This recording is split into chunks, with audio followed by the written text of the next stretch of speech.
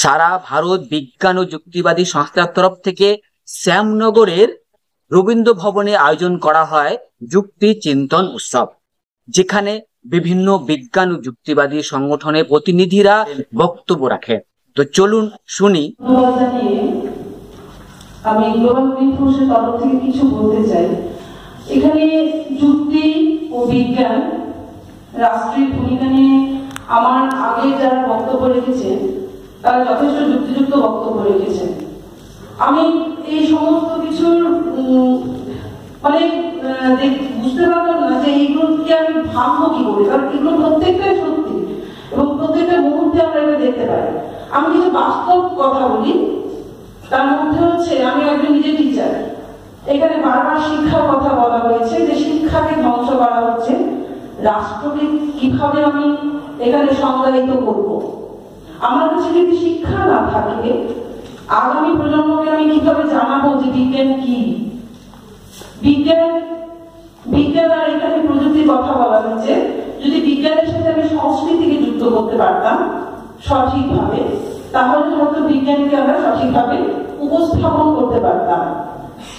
একেবারে সাধারণ জায়গা থেকে, একেবারে কি বলবো, নিচু স্তর থেকে বা একদম ছোট ছোট ছেলে মেয়েদের মধ্যে থেকে যদি আমরা বিজ্ঞান চেতনা গড়ে তুলতে পারতাম, তাহলে হয়তো যেখানে শিক্ষা ক্ষেত্রে আমরা দেখছি এখন আমাদের পরীক্ষা চলছে, আপনারা জানেন মাধ্যমিক উচ্চ মাধ্যমিক চলছে, গার্ড দিতে গিয়ে আমরা বেশ কিছু জিনিস দেখছি যে ওটা নকল করে লেখা, এগুলো তো মোটামুটি আবার অনেক প্রজন্ম থেকেই চলে আসছে, আমরা দেখছি এগুলো এরকম নর্মাল ছিল, কিন্তু এখন এগুলো নেই, এগুলো বেরিয়ে গেছে। এগুলোর উপরেও টিচারদের ভীষণ খারাপ ভাবে কথা বলা, কিছু প্যাকেট গুটকা গুটকা খেয়ে থুতু ফেলা, এবং এই সমস্ত কালচার খুব বেশি চলছে, আমরা এগুলো দেখছি। এবং যদি এগুলো মানা করে যাওয়া হয় তাহলে বাইরে সেখানে থ্রেট করা হচ্ছে। এই সমস্ত কিছুর সাথে কিন্তু আমরা প্রতিদিন পরিচিত হচ্ছে নতুন করে। এই প্রজন্মকে আমরা শেখাবো কি করে? 13টা বছর মোটামুটি আমরা দেখে নিয়েছি, এতটা পিছিয়ে গিয়েছি আমরা যে নতুন করে যে প্রজন্মগুলো চাকরি পায়নি, যাদের কাছে একটু খাওয়ার জন্য, তাদের নিশ্চিন্ত জীবনের জন্য যাদের ভাবতে হয়, তারা বিজ্ঞানকে যুক্তি দিয়ে কতটা ভাববে এটাও ভাববার বিষয়। যেখানে তারা আয় করতে পারবে, মন্দির হবে, তার সামনে বসে পড়বে, কিছু আয় যদি হয়, এই ভাবনার মাধ্যমেই কিন্তু এখন শিক্ষায় করছে। আমরা গ্লোবাল গ্রিন ফোর্সের তরফ থেকে অনেক চেষ্টা করেছিলাম যুব সমাজকে একত্রিত করার জন্য। আমি শ্যামনগরে পারিনি, বলতে বাধ্য হচ্ছি, পারিনি বলতে যখন কোনো কাজ করতে ডাকি কাউকে বুঝতেই পারি না, পরিবেশ নিয়ে কেউ ভাবেই না। অ্যাকচুয়ালি আমরা এখানে যদি একটা সাংস্কৃতিক অনুষ্ঠান, নাচ গান বিভিন্ন রকমের, তাহলে দেখবেন সম্পূর্ণ এই হলটা ভরে রয়েছে, কিন্তু আজকে নেই।